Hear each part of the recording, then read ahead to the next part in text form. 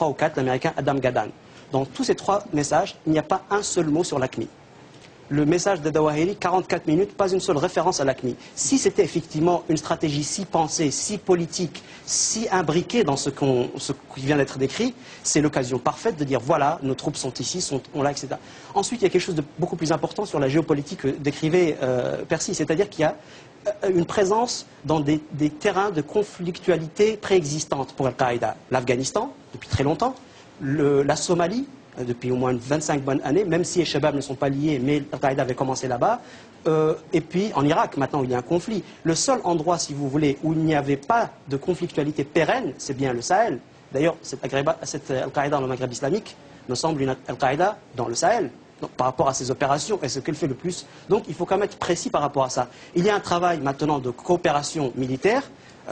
Il y a eu des rencontres, l'armée mauritanienne a mené des opérations, il y a une coordination qui doit être améliorée. Par exemple, le Maroc devrait être invité à se joindre à cette coordination qui a lieu. Le Mali, sur le territoire duquel beaucoup de choses ont lieu, devrait quand même faire un plus grand effort. Mais tout ça, on est dans le comment, si vous voulez. Par rapport à la question du fond, la distinction, le distinguo est fondamental pour moi. Et il peut même aider par rapport aux questions des négociations auxquelles la France devra faire tôt ou tard, ou déjà elle semble faire face. En vous entendant, on n'a pas l'impression que vous pensez que l'AQMI pourrait intervenir sur le territoire D'abord, français. j'espère pas. Ensuite, je pense que si on est dans une logique de professionnalisation par rapport à ça, effectivement, c'est plus difficile pour eux, d'où l'opération contre Areva et non pas en France. Merci Kem. Écoutez, je ne suis pas un expert. Je pense que toute action a besoin d'un mobile et d'une opportunité.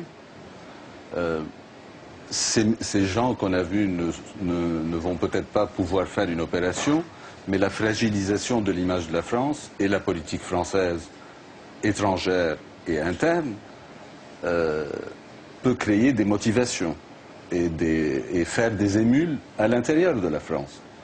Maintenant, si la France veut assumer ses choix, le risque politique est un risque comme le risque des accidents de la route, finalement. C'est pas plus grave que ça. Donc, il faut accepter ce risque. Sinon, il faut changer de politique. Mathieu Guider. Je pense que le risque est réel. Ce groupe en particulier ne peut pas en lui-même intervenir sur le territoire national pour une raison toute simple, c'est que les services fonctionnent correctement, qu'il est très difficile d'organiser des cellules ou de réseaux sur le territoire national.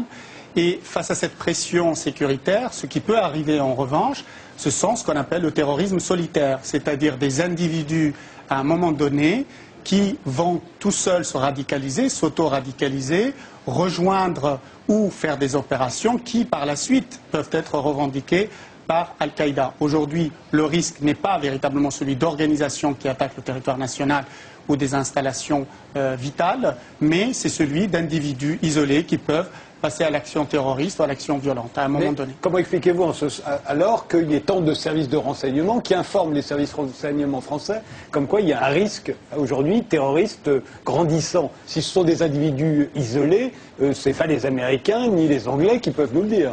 Non, justement, il est là la difficulté du risque. Et d'ailleurs, si on savait exactement de qui il s'agissait, ce serait arrêté. Je rappelle que cette semaine encore, on a arrêté quelqu'un en Italie qui était en possession d'explosifs. Et donc, c'est très compliqué parce que justement, c'est des individus et que c'est beaucoup plus complexe à pister, à détecter et à arrêter. Laurent Samour. Oui, moi personnellement, je ne pense pas que les gens qu'on a vus sur la vidéo puissent faire quoi que ce soit en France.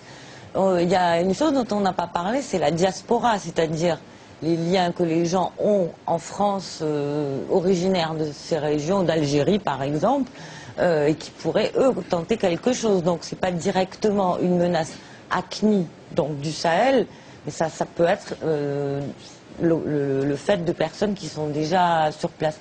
Juste pour terminer, quant à la coopération dont parlait M. Mohamedou, bon, elle est loin d'être une vraie coopération. Vous parliez du Mali. Le Mali, par exemple, a une autre conception de la menace. Le Mali pense que intervenir seulement militairement n'est pas la solution. Il ne faut pas oublier aussi qu'il y a la question des Touaregs au Niger et au Mali. Le Nord Mali est complètement démilitarisé depuis que le problème Touareg a été soi-disant résolu, en tout cas qu'on a désarmé les Touaregs maliens. Donc chaque pays voit midi à sa porte. L'Algérie veut mener la danse, mais elle n'y arrive pas. Elle est contre le fait que la France aide la Mauritanie, aide le Mali, etc. Enfin, donc on n'est pas sorti de l'auberge régionalement parlant, quoi. Dernier mot, Vous Persichem. permettez que je cite un Français pour terminer. Georges Bernanos, dans sa lettre aux Anglais de 1940. C'est dans l'intérêt des sociétés menacées que je les invite à voir le danger là où il est. Non dans la subversion des forces du mal, mais dans la corruption des forces du bien. Peut-être qu'il faut chercher en nous les causes de tout ça. Ce sera le dernier mot, vous êtes d'accord? Ça vous va. Merci tous les quatre. Mathieu Guider, il faut que vous partiez, mais vous restez puisqu'on attend, il vient nous rejoindre sur ce plateau, le grand photographe Raymond Depardon et l'un des plus grands architectes français, Christian de Portzamparc. Raymond Depardon a sillonné la France pendant 5 ans, il en a rapporté 280 photos qui sont l'objet d'une exposition et d'un livre. Alors il n'a pas photographié la France, le Mont-Saint-Michel ou Notre-Dame, non, il a photographié, vous allez voir, il vous l'explique lui-même dans un court extrait. Regardez.